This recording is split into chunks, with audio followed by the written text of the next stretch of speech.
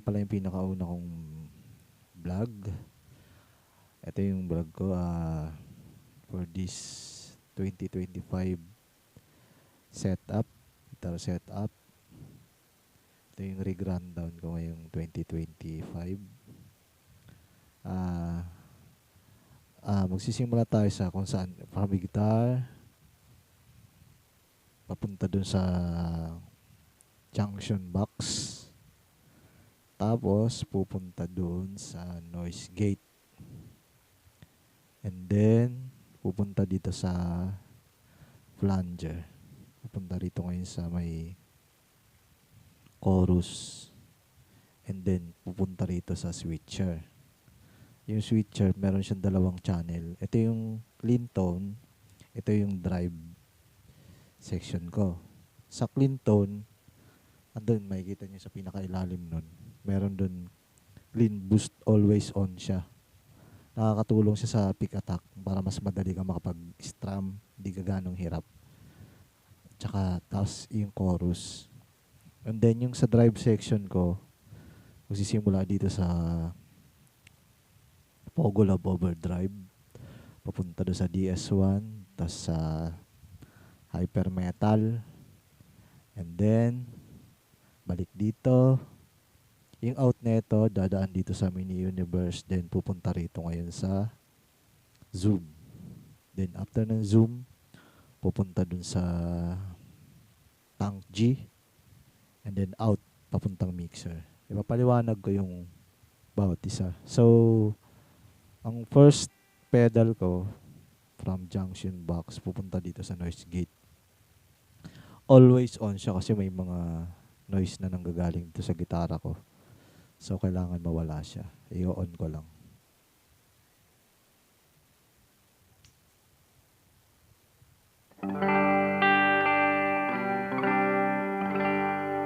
And then pupunta ngayon dito sa flanger. Itong flanger gamit ko siya pagka kunwari yan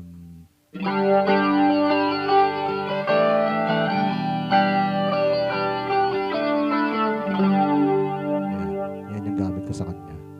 And then pupunta rito sa may chorus. Yung chorus na to, actually pang effects ko siya. Ito yung mga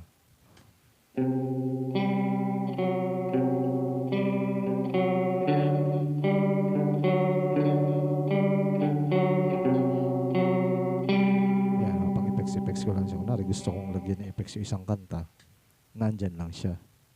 Then after nyan, pupunta na tayo dito sa clean channel. Ayan siya. Wala. Meron. Tapos itong chorus.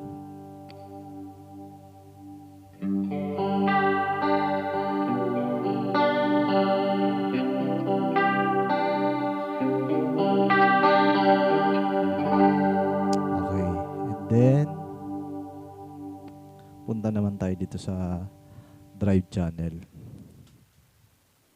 Yung first drive, itong Pogo Love Overdrive, ginagamit ko siya sa kunwari mga ano lang, mga clean solo lang, mga smooth na solo lang. Ito siya.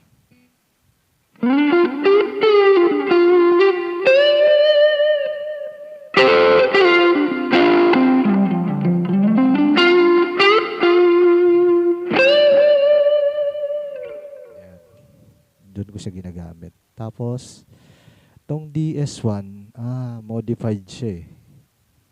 Di ko alam kung anong tawag sa modification na yun. Pero ano siya, mid-focus. So ito yung clean. Then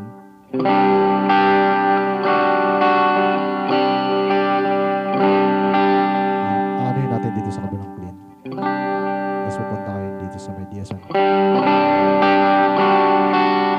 Para sa akin, para siyang transparent. Pero para lang sa akin. Yan lang gamit ko sa kanya yung ganyang ano lang, low gain lang siya. Yan. And then itong hyper metal. Okay. Ito ito naman yung high gain ko.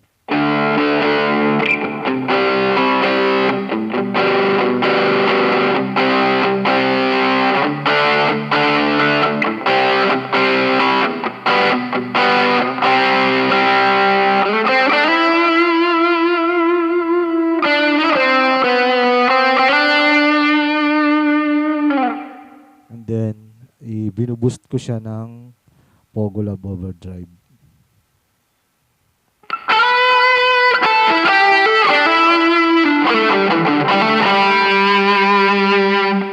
Ito yung pang boost ko rin, yung Pogo Lab Overdrive. Tapos meron ako isang boost, pero actually iibahin ko rin siya ng pwesto kasi ito yung tone tema. Diba? Parang siya nagiging muff.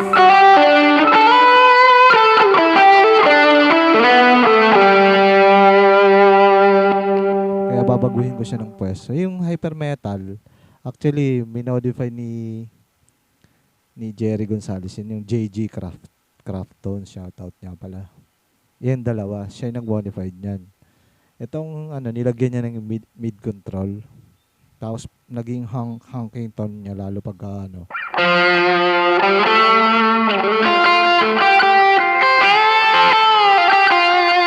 Kita mo yun, narinig niya yung pagkakaano niya. Yung 80s na tunog.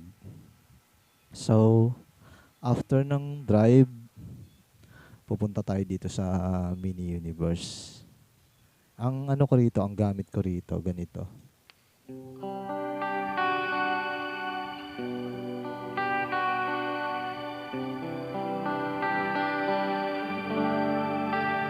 Ayan, yan ang gamit ko sa kanya. Binabago-bago ko siya pag nasa live.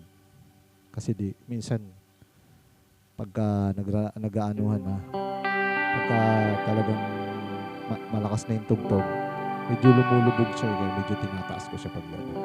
Yun lang naman yung mix niya. And then, pupunta dito ngayon sa Zoom G3X, and ang gamit ko rito is for delays. Meron akong soft echo. Meron naman akong tape echo.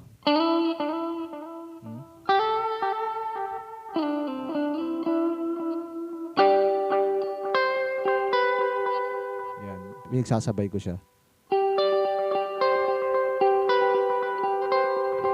Lalo pag sa church, tugtugan sa church, praise and worship.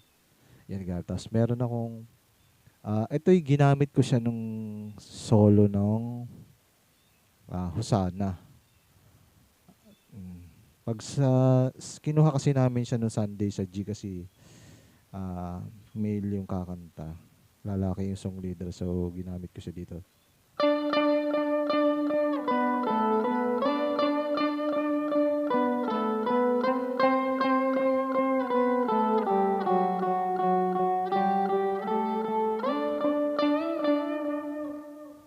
Pero dito talaga siya eh.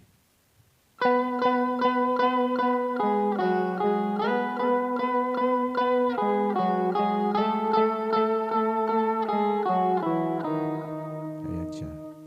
Yan. Tapos meron ako ditong digital delay na may pagka-dotted 8. Ito siya.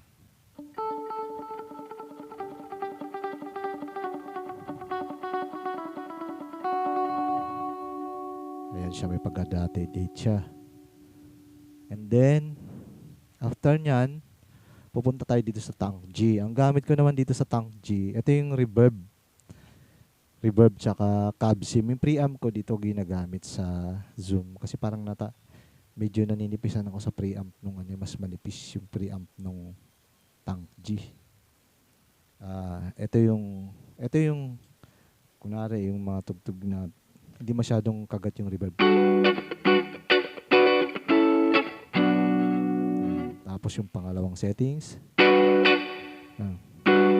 Meron na. Tapos yung pangatlo.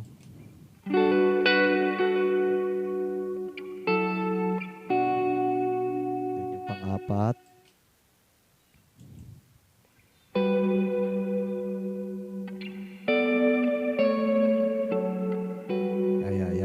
ko siya ginagamit. Lalo sa praise and worship, malaking bagay siya na mayroong reverb. Tapos lagyan natin ng mini universe and then soft echo.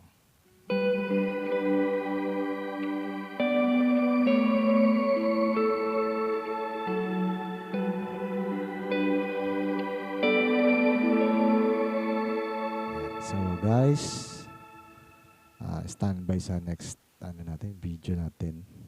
Ayan po, ito po yung rig ko ngayong inahantay ko na lang yung compressor. Parating na kasi mahalaga sa clean tone. Sponsored by incoming artist, Coach PJ Montañez. Salamat sa pag-sponsor. Abangan nyo po yung single niya. Ano po namin, i-record namin. So, salamat guys. Good evening.